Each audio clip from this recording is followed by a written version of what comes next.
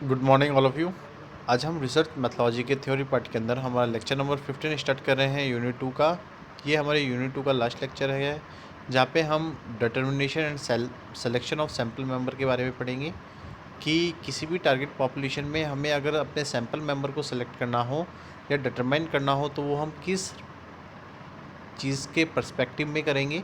तो ये चीज़ का टॉपिक है आज हमारा, इसको हम इस लेक्चर के अंदर कवर करने वाले हैं। सबसे पहले हम आपको कुछ चीज़ें बताते हैं कि sampling is a one of very important aspect of the market research. अगर आप देखें तो जो मार्केट रिसर्च हम करते हैं अपने कंपनी के अंदर, ऑर्गेनाइजेशन के अंदर, प्रोडक्ट्स के लिए, कस्टमर्स के लिए, सप्लायर्स के लिए, तो जो भी हम मार्केट रिसर्च कर रहे हैं वहाँ पे सैम्पलिंग एक इम्पॉर्टेंट एस्पेक्ट है।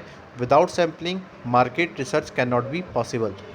From a general perspective, sampling involves selecting a relative small number of elements from a large defined group of elements and expecting that the information gathered from the small group will be provide accurate judgment about the larger group।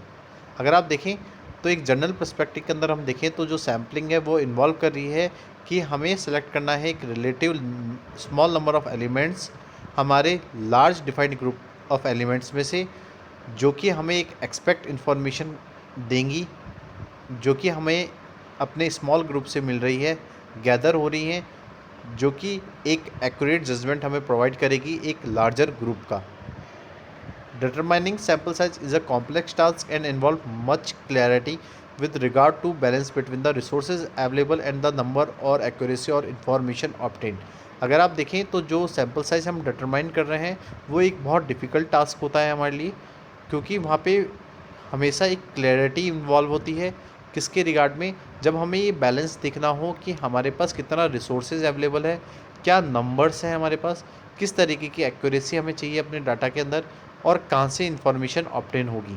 तो since data collection is generally one of the most expensive component of any research project. अगर आप देखें तो जो data collection है वो generally एक most expensive component है हमारे किसी भी रिसर्च प्रोजेक्ट का।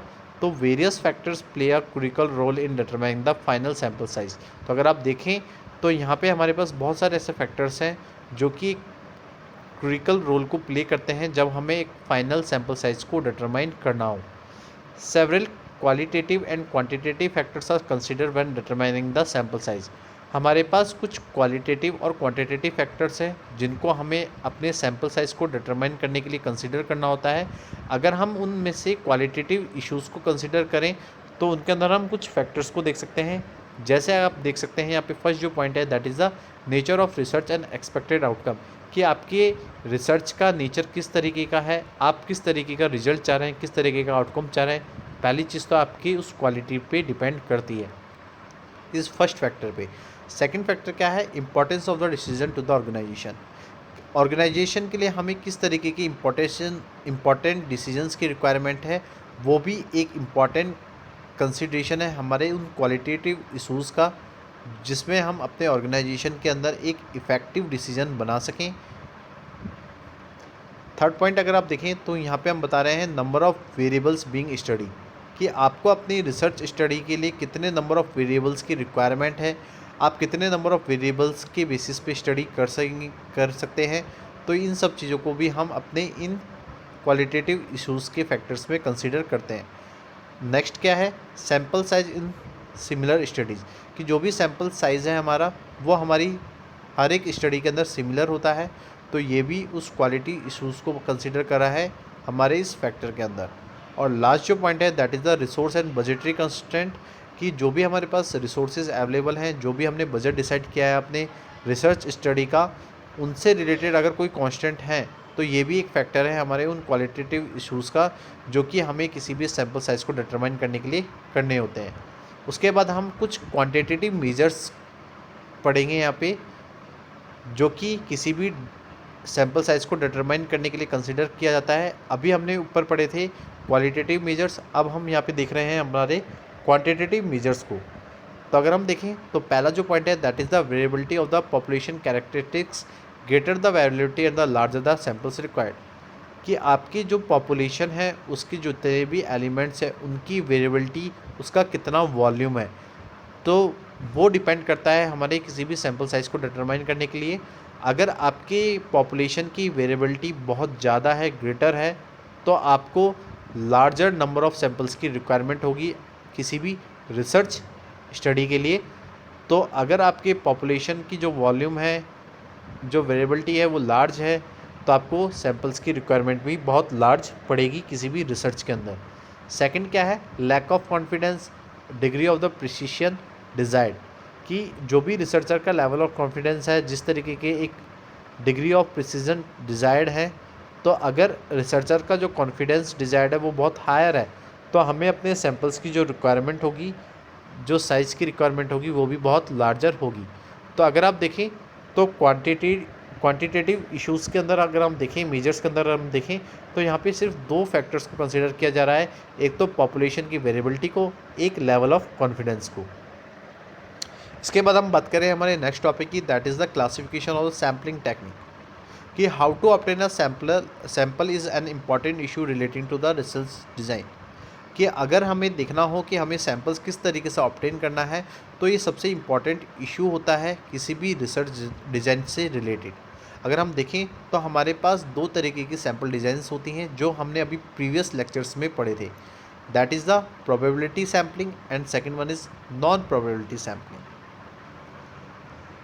तो of these two techniques, probability sampling is more robust in the comparison, as in this technique each sampling unit has known certain chances of getting selected in the final sample। अगर आप इन 2 techniques को देखें तो जो probability sampling है वो एक robust comparison है हमारी उस टेक्निक का, जहाँ पे हम हमारी जो भी सैम्पलिंग यूनिट हम देख रहे हैं उनकी इक्वल चांसेस हैं सेलेक्ट होने की जब हम उनका फाइनल सैम्पल्स ले रहे हैं। Non probability techniques on the other hand do not use chance selection procedure. अगर आप देखें तो जो नॉन प्रोबेबिलिटी टेक्निक्स है उसके अंदर किसी भी सैम्पलिंग यूनिट के सेलेक्ट होने के इक्वल चांसेस नहीं होते हैं, तो यहाँ पे हम किसी भी सिलेक्शन प्रोसीजर को फॉलो नहीं करते हैं, rather than rely on the personal judgement of the researcher. तो यहाँ पे हम जो भी सैंपल्स को सेलेक्ट करते हैं वो रिसर्चर की पर्सनल जजमेंट के बेसिस पे करते हैं। तो result obtain by the issuing probability sampling can be generalized. अगर आप देखें तो जो भी रिजल्ट आप ऑब्टेन कर रहे हैं अपनी प्रोबेबिलिटी सैम्पलिंग के यूजिंग के बेसिस पे, तो वो हमेशा उस टारगेट पॉपुलेशन के अंदर जर्नलाइज किया जा सकता है with in a specified margin of error, कि हम एक स्पेसिफाइड मार्जिन ऑफ एरर से उन सारे इन्फॉर्मेशन को जर्नलाइज कर सकते हैं हमारी टारगेट पॉपुलेशन में, जो कि हम अपने प्रोबेबिलिटी सैम्पलिंग के यूज़ के थ्रू कर रहे हैं। और अगर आप देखें तो जो भी हमारे स्पेसिफाइड मार्जिन ऑफ एरर है उनको हम अपने स्टैटिस्टिकल मेथड के थ्रू यूज़ कर रहे हैं। Put simply, probability sampling allow researcher to does the reliability and validity of the findings in the comparison to the defined target population. अगर हम देखें तो जो प्रोबेबिलिटी सैम्पलिंग है वो अलाउ करिए एक रिसर्चर को कि वो जज करे हमारे उन फाइंडिंग्स की रिलायबिलिटी पे, उनकी वैलिडिटी पे, जिनको हमें कंपेयर करना है अपनी एक डिफाइंड टारगेट पॉपुलेशन में। इसके बाद हम अपने लास्ट सेंटेंस को, पैराग्राफ को पढ़ रहे हैं यहाँ पे।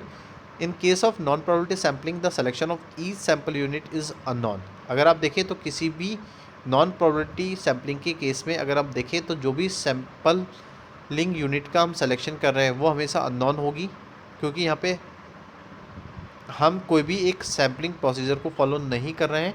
तो नॉन प्रोबेबिलिटी में आपने देखा है कि वहाँ पे कोई भी सैम्पलिंग यूनिट के सिलेक्शन करने के इक्वल चांसेस हमारे पास नहीं होते हैं।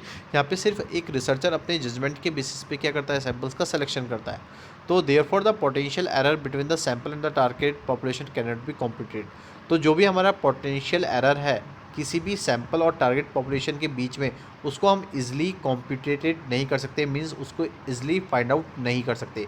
तो thus generalisability of finding generated through the non probability is limited. तो जो भी हमें जनरलाइज करना है अपनी फाइंडिंग्स को, तो जो भी फाइंडिंग्स हमने जनरेट किया हमारी नॉन प्रोबेबिलिटी सैम्पलिंग से, वो हमेशा किसी भी रिसर्च के अंदर लिमिटेड होती है। तो while probability sampling technique are robust in the comparison, one of the major disadvantage of such technique is the difficulty in opting a complete and accurate listing of elements of the target population.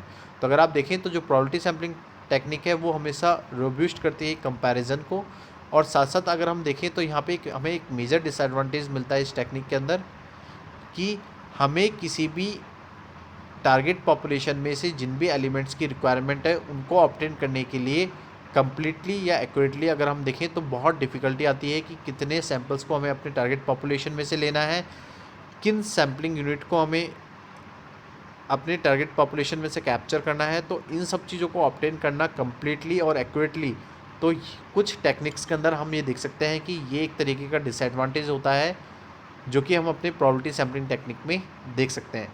तो आज का जो हमारा topic है, lecture number जो 15 है हमारा, यहाँ पे कंप्लीट होता है। आगे के लेक्चर के अंदर हम अपनी यूनिट 3 स्टार्ट करेंगे। तो आज के लिए इतना ही। Thank you so much and have a nice day.